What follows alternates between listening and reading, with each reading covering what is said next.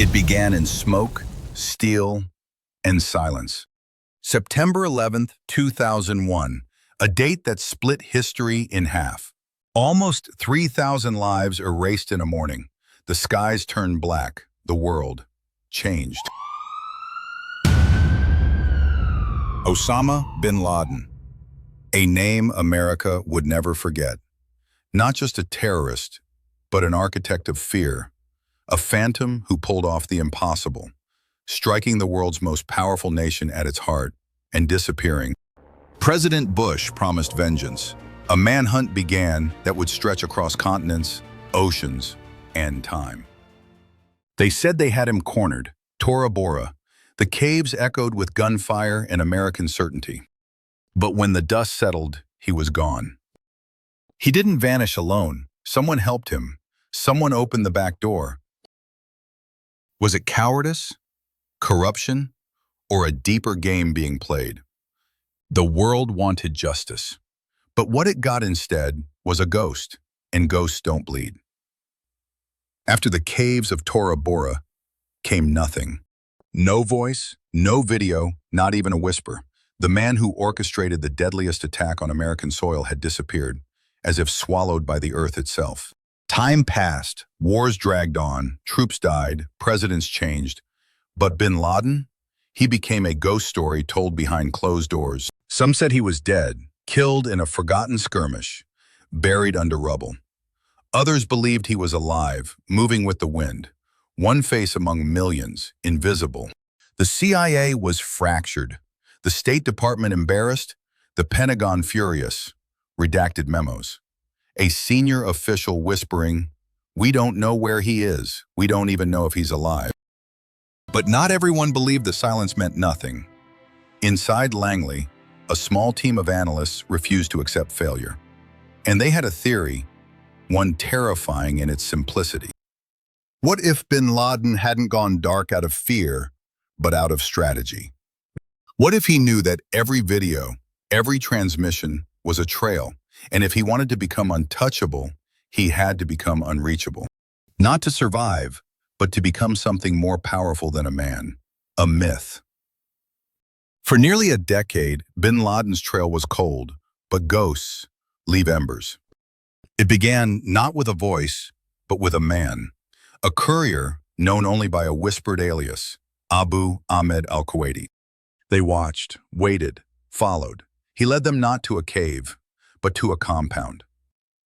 Abbottabad, a sleepy Pakistani town known for military officers, not fugitives. But this house, it breathed secrets. In the intelligence world, that's not privacy, that's paranoia. Arguments flare. Some say it's a drug lord, others a radical preacher. But one analyst leans in and whispers, "Look at the pattern. Two brothers, clearly bodyguards, a large male in seclusion, children rarely seen, groceries brought in bulk, and the trash always incinerated." It mirrored bin Laden's old habits, too perfectly. But was it truly him hiding there? Or had someone carefully recreated the legend's cage to bait the trap? The CIA didn't just find a house, they found a riddle. A house built to contain a ghost, or conjure one. The CIA had questions, but what they discovered next turned doubt into disbelief. The compound wasn't hidden in wilderness. It wasn't buried in desert. It sat in Abbottabad, Pakistan. Just 1.3 kilometers, less than a 15-minute walk from the country's premier military academy. He wasn't hiding in the shadows. He was hiding in plain sight, beneath the noses of the very people sworn to find him. Was it incompetence or something worse? Media clippings flash across screen. Did Pakistan know? The safe house next door, the ally that lied. Some U.S. officials believed the house was protected, intentionally overlooked by Pakistan's intelligence services, the ISI. But then, someone disappeared. No formal resignation, no transfer. He simply went dark. Some believe he tipped someone off. Others say he was silenced. But if bin Laden was there, how could Pakistan not know? And if they did know, Why didn't they say anything? This wasn't just a manhunt anymore. It was a diplomatic powder keg, and every step toward the truth risked lighting the fuse. Inside the White House, the clock was ticking. President Barack Obama faced a choice unlike any before. The compound could be Osama bin Laden's hideout, or it could be a carefully constructed trap. If the man inside was bin Laden, America could finally strike the heart of terror. But if they were wrong, the consequences could be catastrophic. One misstep, one miscalculation on Pakistani soil, and the fragile alliance between two nuclear powers could shatter. Some in the room feared the raid was a trap, designed to drag America into war. Then came the leak. Rogue elements playing a dangerous game, manipulating both sides. But hesitation was a luxury they couldn't afford. President Obama gave the order. They were about to walk into the unknown, with nothing but hope and grit on their side. May 1st, 2011. Just after midnight, under the cloak of darkness, two black helicopters slipped silently across the Pakistani border. This was Operation Neptune Spear, a mission so secret, so dangerous, that failure wasn't an option. But the night had its own plans. The crash threatened to blow their cover and unravel the mission. No reinforcements, no second chances. The clock was ticking. Hours before the raid, a mysterious radar jammer that should have shielded the helicopters was mysteriously disabled. Someone wanted them to fail, or wanted the raid to go wrong. In the black heart of the night, two shadows moved toward a single target, but only one would make it out alive. Inside the compound, every second felt like an eternity.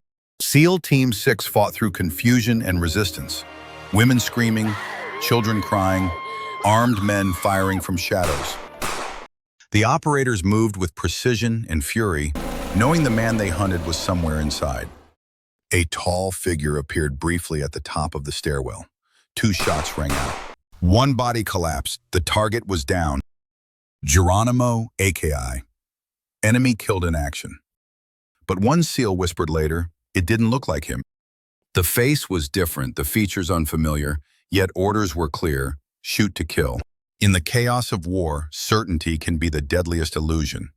The mission was declared a success. Osama bin Laden was dead. But what happened next only deepened the mystery. The body was flown out. DNA tests were run, fast and secret. And then, the burial. Bin Laden's body was laid to rest at sea, aboard the USS Carl Vinson. No grave to visit, no public proof, no closure. The Navy cited Islamic traditions as the reason, but many asked, why bury the world's most wanted terrorist at sea?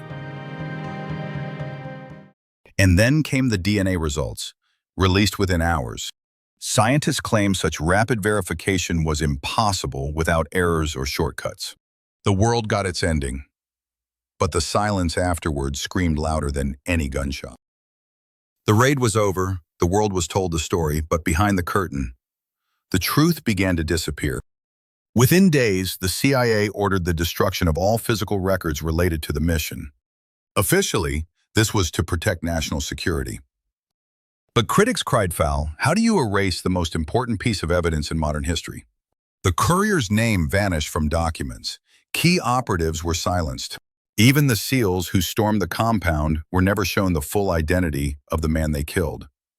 They followed orders, but the orders came with questions they could never ask. Osama bin Laden was declared dead. The world exhaled. Justice was served, or so we were told. But beneath the surface, shadows stirred.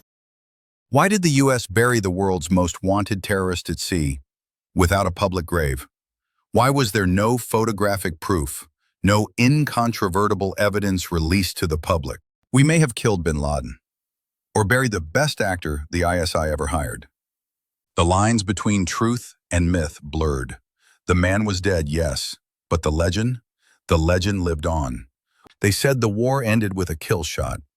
But what if it ended with a cover story? What do you believe happened that night? Comment below, subscribe, and uncover the shadows with us.